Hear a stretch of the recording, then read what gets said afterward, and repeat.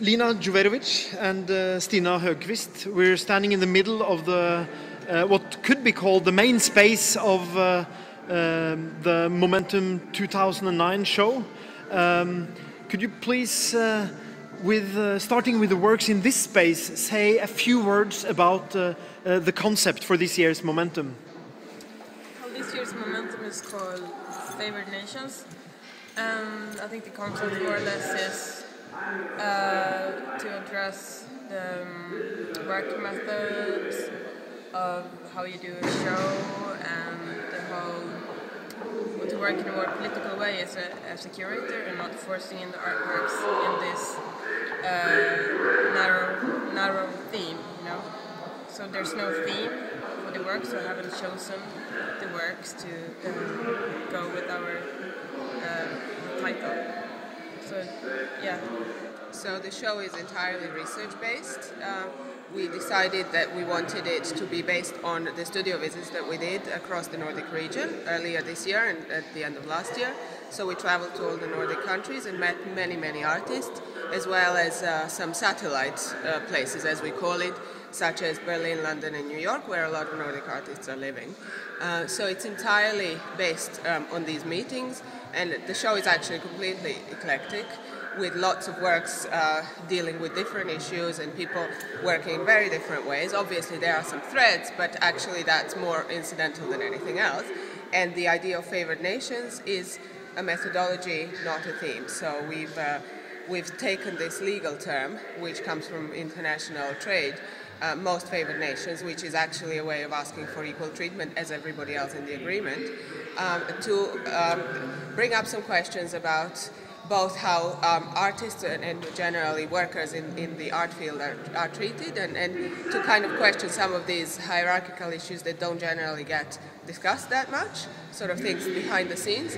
But also we wanted a kind of tongue-in-cheek way of addressing this idea of Nordic identity and these kind of preconceived ideas about Nordic artists having this very rosy life and wonderful conditions of living, and we wanted to sort of throw that right at the viewer and at the forefront of the exhibition. So you're talking about an eclecticism and also about a non-thematic survey, but there is a lot of, on the one side, a lot of romanticism and mysticism in play, and on the other hand, I would say a lot of humor and political viewpoints, but in a sort of in-your-face kind of playful way. Would you go along with that first impression? Yeah, I think it sounds fair, and I think it's also on the bottom line. It's the choices are the result of our personal taste. It's very subjective, and of course they're also part of the whole bigger trend and what's happening. There's been a lot of talk about mysticism, new romanticism, and of course we're also affected on that. But I wouldn't call it a survey. I don't think it's a survey exhibition, and we're not trying to. We haven't thought, like, oh, this is representing the Nordic scene now. That's not the way it works. Talk two words about a few of the artists we see just here. Ida Ekeblad's new work is totally new for her. Yeah. If you look at her artistic career. Yeah, I think it looks amazing, and I think especially on this one, it looks very 50s Alfred Barr MoMA with wall colors that we have picked up from F15 from the ceiling, and it's very Cobra, the Danish art group from the also 50s, and all these sculptures are new.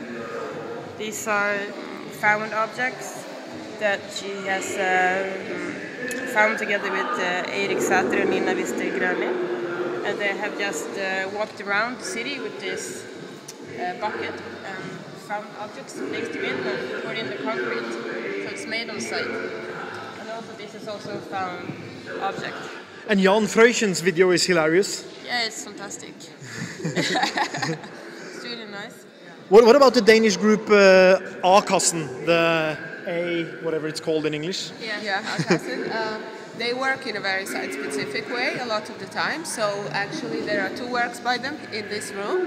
One is a work called Dias, where they've actually taken parts of the window in this room and physically placed it in the slide projector, and you can actually see the video at the see the slides over there, and you can actually see the window with the holes where the pieces were. So what you're seeing in the you slide can feel projector, the draft. yeah, you can also feel the draft. It's helping the ventilation in this room, and in the slide projector you can actually see all the imperfections. So it's kind of a little bit in line with experimental filmmaking, I would say, in some ways, where you're actually making the most of these sort of imperfections and bits of dust in the window. And the other piece is called Permanent Reflection, and it's actually, there is a person in that area who is looking around, and the image is actually of the person looking around. So there are a number of people that are participating in this work. So some people will pick up on it, others won't.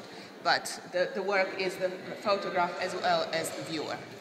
And finally, two of the major spaces here at the Kunsthalle are really darkish grey. So we have the white cube on the one side and we have the black box on the other, but now you've certainly established the grey exhibitions, the muted exhibition space. It's funny that you say that, because the work names for the different spaces, that space in there that looks pitch black, it's named the white cube. Because that's ironic. Yeah, it's really ironic, because you have all the white, it's a cube and it's white and there are no windows. But it gives you a certain kind of way of working with the elements to be able to work in a sort of dimly lit room.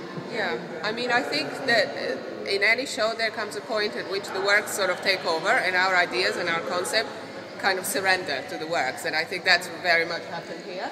And I think the rooms are very atmospheric, especially the space downstairs and this one. There's really sort of a special atmosphere to it, and I really like that. I personally think they work very well, and obviously it's a challenge to work with so many different elements in different media, but I think we're very lucky to work very collaboratively and very successfully with the Swedish group Ugly Cute, who've done the exhibition design, sort of trying to link the two venues, F15 and the Kunsthalle, through different elements such as these benches and the walls that they've built. And I think their idea of keeping the space very open and sort of crossing across different media rather than sort of creating spaces for separate media, I think it's very brave, but I think it's worked very well.